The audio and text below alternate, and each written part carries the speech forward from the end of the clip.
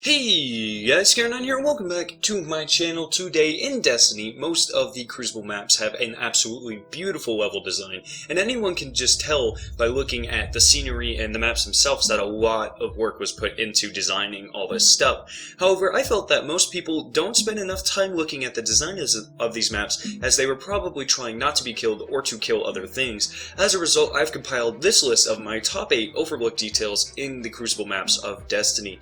Now I'm going to start off this list with the easier to notice and more known kind of details and work my way up to the pretty crazy and most overlooked details within the game. Remember, if you do enjoy this video, to leave a like rating, as I put a lot of time and effort into these videos, and those like ratings let me know that you guys appreciate all of the work that I do. So now let's get into the video. So first we're going to be looking at the map Pantheon for a pretty well known Easter egg. However, with the recent influx of new players, I feel like a lot of you will not know this. Around the center of the map, a lot of ambient particle effects can be seen. However, when examined closely, one can see that these actually aren't ambient particles, but ghosts. It is speculated that these are the remains of ghosts that were trapped and scattered throughout time by the Vex, and this is why they appear and disappear like you see on screen. Next we're going to Widow's Court for a pretty small but awesome design Easter egg.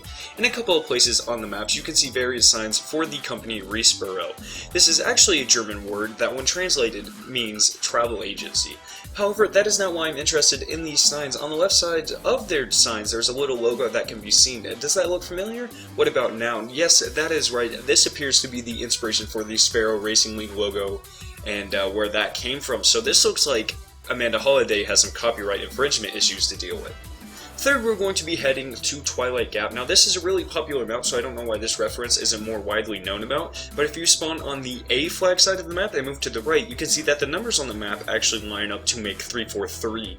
This may or may not be a reference to the company that purchased Halo, but I like to think it is. Now, the fourth detail is where things start to get a little bit more fun. Now, on the map Banner Vault, there's a lot of stuff going on. There's unusable vaults, there's mumbling sweeper robots, there's design faction logos everywhere. There's just a lot of design detail going on, but a lot of people do not know that you can actually play soccer on this map. Well, if you head over to the Green Fist faction building, we don't actually have a name for that faction, so I'm just going to call it the Green Fist. So if you go over there and you look around on the ground, you can actually find a soccer ball to play with mid-game. That's actually really awesome. Just don't let any of your teammates see you playing, or they might get angry because you aren't killing things. The fifth overlooked detail can be seen on the map Cauldron. Now, this is a really small map, so how can there be anything that was overlooked? Well, if you look into the abyss on the side of the map, you can see how. Along the side, there are crashed vehicles. In fact, there appears to be Cabal, Fallen, and old before Golden Age human technology lodged into this wall. In addition, if you go to where I do on the map, you can see dead astronauts, vandals, and legionnaires.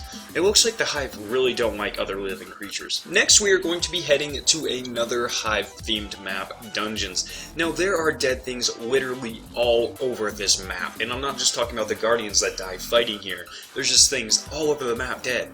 That is pretty normal for a Hive-themed map. However, in one of the main rooms where most of the fighting actually takes place, there's a dead creature that is very, very commonly overlooked and ignored. So if you go to the room with this amber crystal and look up, you can actually see a Death Singer encased in this crystal. Now, I have played this map so many times and really didn't notice this until last week, and I was pretty mind-blown that I killed so many things around that crystal, and the fact that I didn't notice that Death Singer until last week was pretty cool.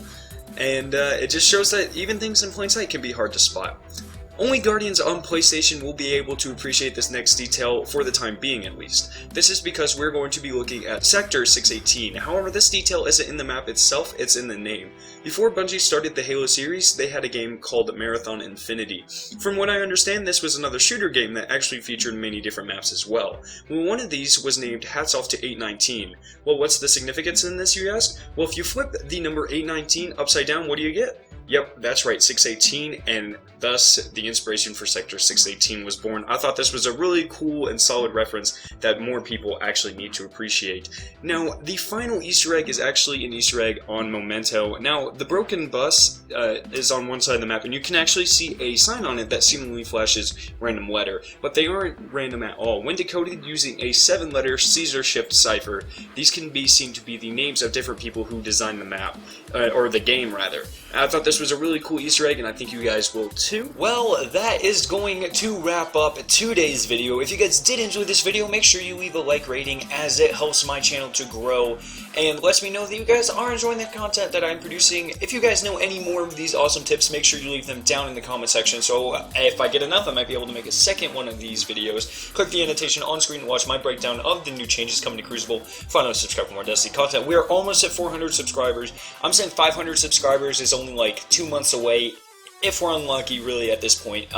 It's really just speculation. Hopefully, if you guys share around my channel, tell all your friends, tell your grandma, your sister, your aunt, your cat, all of their friends, we'll hit it. So I'm really excited, guys. Thank you guys for all the continued support, and I'll see you guys in my next video.